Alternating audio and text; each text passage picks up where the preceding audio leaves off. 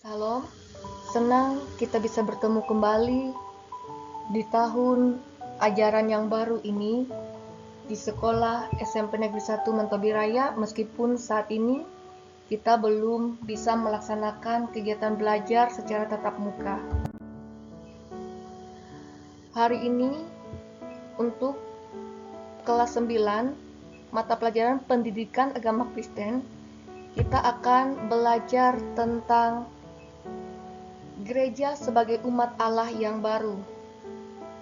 Meskipun kita tetap belajar dari rumah, kiranya kita tetap memiliki semangat untuk mengikuti pelajaran saat ini. Nah, sebelum memulai pelajaran kita tentang gereja sebagai umat Allah yang baru, mari kita bersatu di dalam doa. Lipat tangannya, tundukkan kepala, kita berdoa.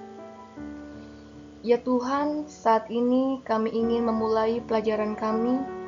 Kami memohon pertolongan Tuhan untuk memberkati kami sekalian.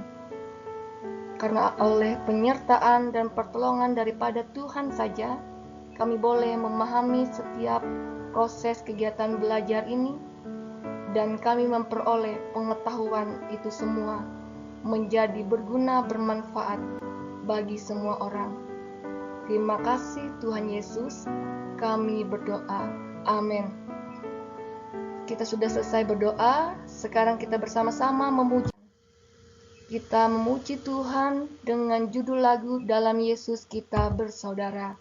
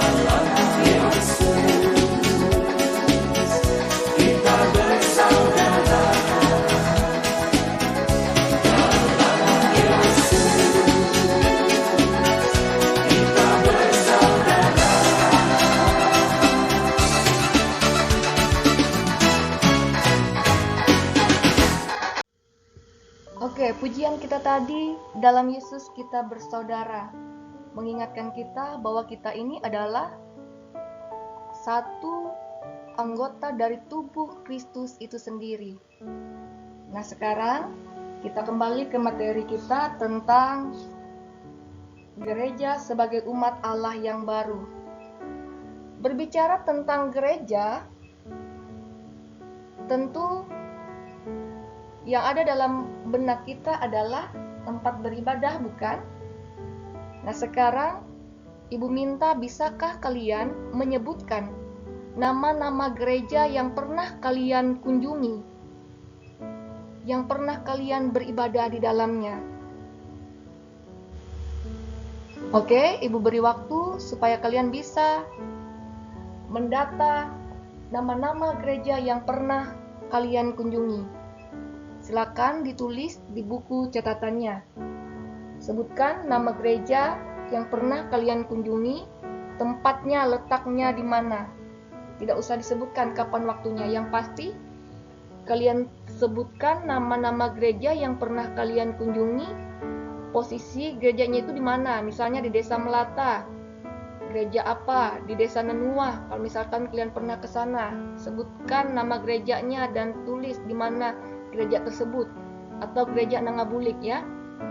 Ibu beri waktu untuk kalian mendata nama-nama gereja yang pernah kalian kunjungi. Harapan Ibu tidak ada yang tidak pernah masuk ke gereja. Oke. Semuanya sudah. Sekarang kita lanjut ke materi kita selanjutnya tentang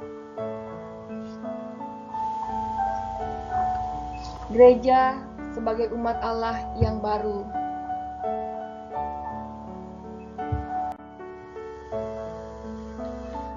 Tujuan pembelajaran kita dari materi ini adalah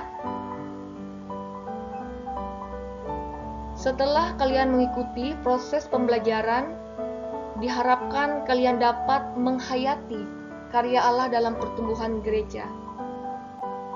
Selanjutnya, tujuan pembelajaran kita adalah diharapkan kalian dapat menunjukkan sikap menghargai karya Allah dalam pertumbuhan gereja.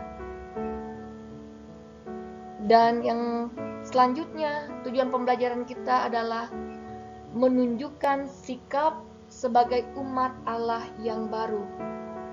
Itu tujuan pembelajaran kita dari materi gereja sebagai umat Allah yang baru.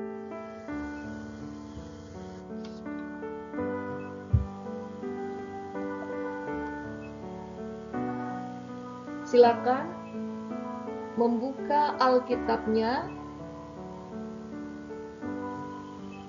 Dibuka kitab Kisah Para Rasul pasal 2 ayat 1 sampai ayat yang ke-47. Perikopnya tentang Pentakosta. Apa hubungan gereja dengan Pentakosta? Nah, jika kalian sudah membaca Kisah Para Rasul pasal 2 ayat 1 sampai 47, kalian akan tahu bahwa pada peristiwa Pentakosta atau pada peristiwa turunnya Roh Kudus atas para murid,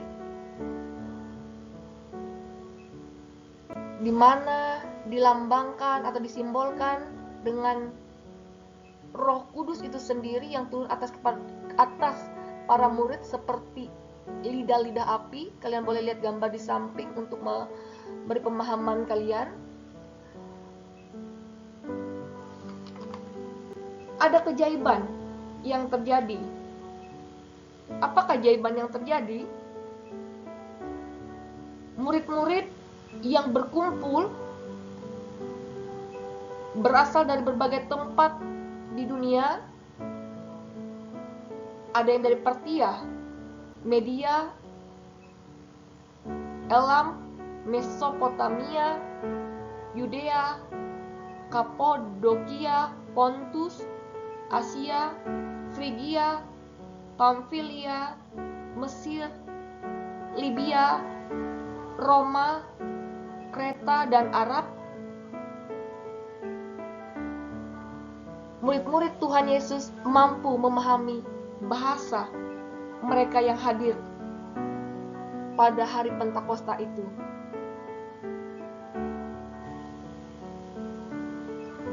Dan peristiwa selanjutnya, saat itu Petrus berkhotbah menyerukan tentang pertobatan.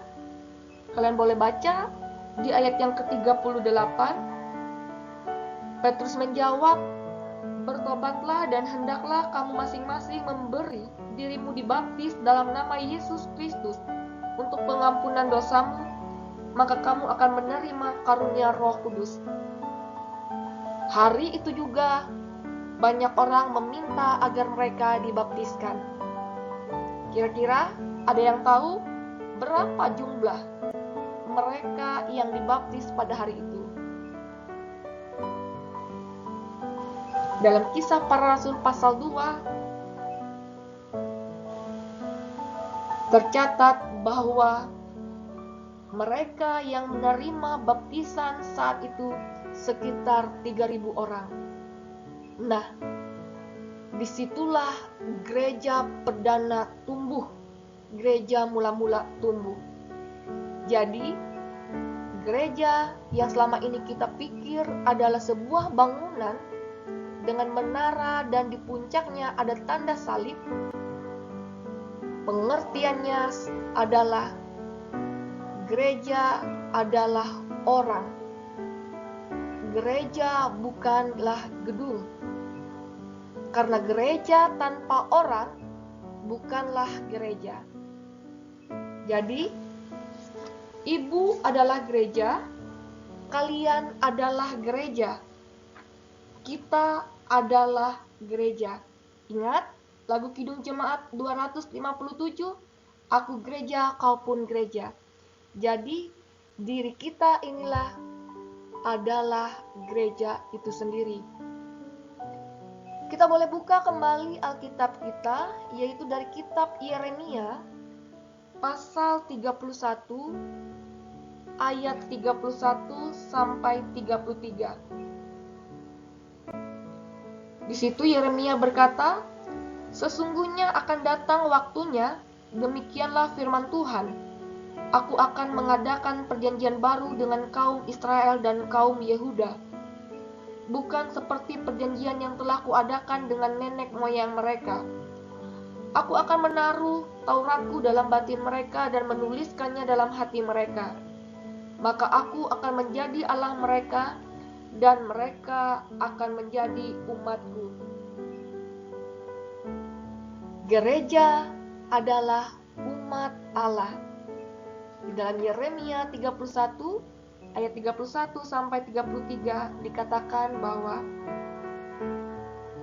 aku akan menjadi Allah mereka dan mereka akan menjadi umatku. Orang-orang yang percaya kepada Allah adalah gereja, sehingga gereja adalah umat Allah. Dan di dalam kitab Yeremia juga dikatakan,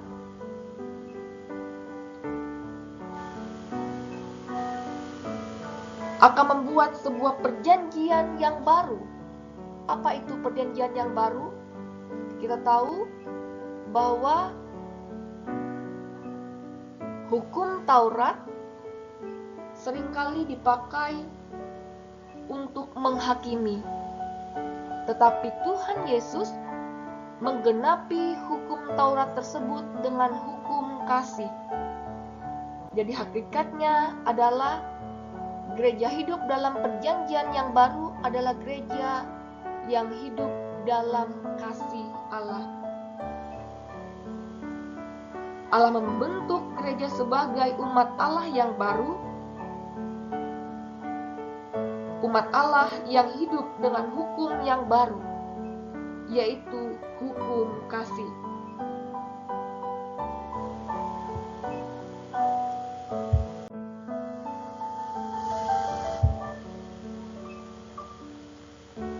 Makna gereja, apa itu gereja? Kita sudah tahu tadi bahwa gereja itu bukanlah gedung tetapi orang. Nah, kita boleh melihat bahwa kata gereja yang kita pakai dalam bahasa Indonesia itu berasal dari bahasa Portugis, yaitu dari kata igreja, yang dari bahasa Portugis ini dalam bahasa Spanyolnya disebut dengan iglesia. Jadi sekali lagi kata gereja yang kita pakai ini berasal dari bahasa Portugis yaitu igreja, dan dalam bahasa Spanyolnya yaitu iglesia. Kata iglesia ini dasar kata dari bahasa aslinya Yunani yaitu ekklesia. Jadi kata gereja berasal dari bahasa Yunani yaitu ekklesia. Ek berarti keluar, dan klesia dari kata kerja kaleo yang artinya memanggil. Kata ekklesia mengandung arti dipanggil keluar. Jadi, gereja adalah orang-orang yang dipanggil untuk keluar dari lingkungan, dari sanak keluarga, dari kaum kerabat, untuk menjalankan tugas memberitakan kasih Allah yang dinyatakan dalam Yesus Kristus. Ingat, dengan tri panggilan gereja atau tri tugas gereja, yaitu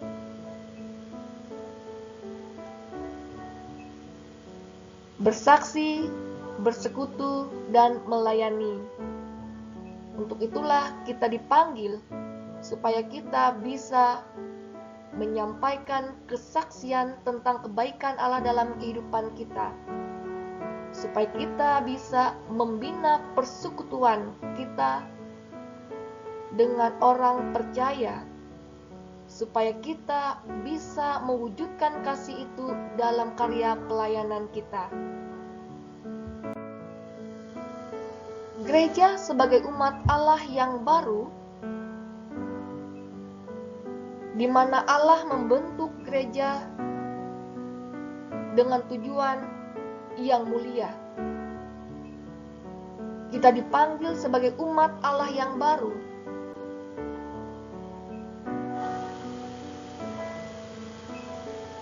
Tentunya Allah ingin kita hidup dalam hukum yang baru, yaitu hukum kasih.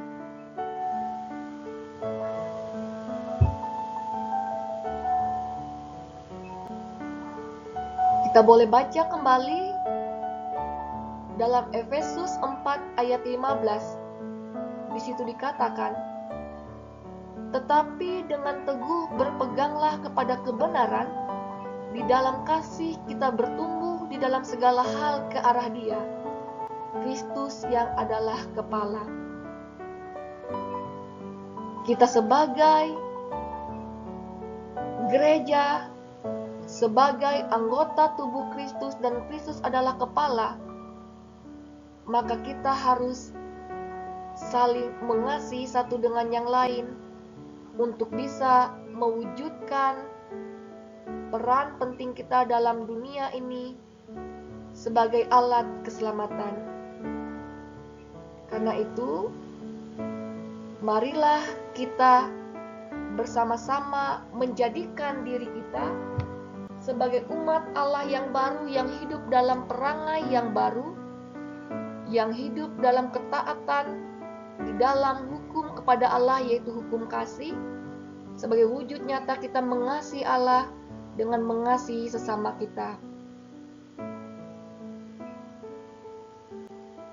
Sebagai umat Allah yang baru, hendaknya juga kita senantiasa hidup di dalam persekutuan kita dengan Tuhan dan dengan orang percaya. Sebagai umat Allah yang baru, hendaknya juga kita hidup dalam kesaksian iman kita kepada Yesus sebagai Tuhan, sebagai kepala gereja itu sendiri. Dan sebagai umat Allah yang baru, hendaknya kita hidup dalam pelayanan kasih kita kepada sesama. Oke, dari materi tentang gereja sebagai umat Allah yang baru, maka tugas yang Ibu berikan bagi kalian adalah, yang pertama, tulislah kembali ke dalam buku catatanmu poin-poin penting tentang gereja sebagai umat Allah yang baru. Dari video pembelajaran yang Ibu berikan kepada kalian, Ibu minta kalian tulis kembali ke dalam buku catatan kalian poin-poin pentingnya. Oke? Jika sudah kalian tulis, maka tugas yang kedua adalah sebuah pertanyaan yang Ibu berikan bagi kalian. Pernahkah kamu menghakimi orang yang tidak ke gereja pada hari Minggu? Jika pernah kamu melakukannya, jelaskan kenapa. Jika kamu tidak pernah menghakimi orang yang tidak ke gereja pada hari Minggu, jelaskan kenapa. Nah, tugas ini kalian tulis di lembar kerja siswa ya. Oke? Ibu rasa pelajaran kita hari ini cukup sampai di sini. Dan jika ada pertanyaan, diskusi bisa kita lanjutkan dalam grup yang sudah kita buat. Kita tutup kegiatan belajar kita dengan berdoa. Mari kita berdoa. Ya Tuhan, kami bersyukur karena kami boleh menyelesaikan pembelajaran pada saat ini dengan pertolongan-Mu. Apa yang kami kerjakan tidak akan menjadi sia-sia sebab semuanya telah Tuhan berkati. Dan kami percaya Tuhan akan menjaga memelihara kami selalu di dalam kegiatan belajar kami dari rumah, dan kami percaya Tuhan juga menolong kami melewati pandemi virus COVID-19 ini. Tuhan melindungi seluruh keluarga besar SMP Negeri 1 Mentobi Raya, supaya diberikan kekuatan kesehatan kepada guru pun juga peserta didik kami. Terima kasih Tuhan Yesus, demi namamu kami berdoa. Amin. Pelajaran kita selesai. Sampai jumpa di pelajaran selanjutnya tentang pergumulan gereja. Tuhan Yesus memberkati.